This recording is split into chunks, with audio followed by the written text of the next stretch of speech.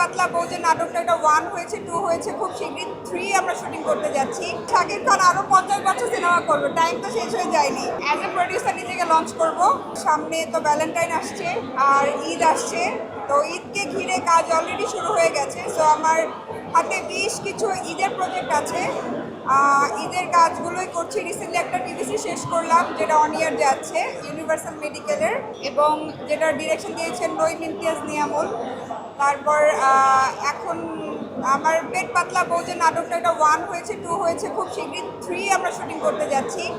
প্রেশারম্যান একটা রিলিজ হলো নাটক, দারোগা জামাই একটা রিলিজ হলো, সামনে আরও বেশ কিছু রিলিজের অপেক্ষায় আছে। আর এখন সিরিয়ালগুলো নিয়ে ব্যস্ত আছি আর ঈদের কাজগুলো নিয়ে। সিনেমা বাজার নিয়ে তো আমি দেখছি যে সোলজারের শুটিং চলছে, আমি খুব এক্সাইটেড। কেমন হবে, আশা করি ভালোই হবে। শাকিব ভাই তো এখন একটা সারপ্রাইজে পরিণত হয়েছে। শাকিব খান সে আমাদেরকে প্রতিনিয়তই সারপ্রাইজ করে, তো দেখা যাক নেক্সট কি সারপ্রাইজ ওয়েট করছে আমাদের জন্য, আমিও ওয়েট করছি সেটার জন্য। ইনশাল্লাহ অবশ্যই হব, অবশ্যই হব। শাকিব খান আরও 50 বছর সিনেমা করবে, টাইম তো শেষ হয়ে যায়নি, অবশ্যই করবো ইনশাল্লাহ।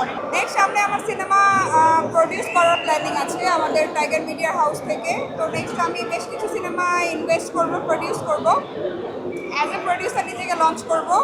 আর আমার সিনেমা করার বিষয়টা, যদি ভালো, খুব ভালো কোনো সিনেমা বা গল্প বা বাজেটের সিনেমা থাকে অবশ্যই করব।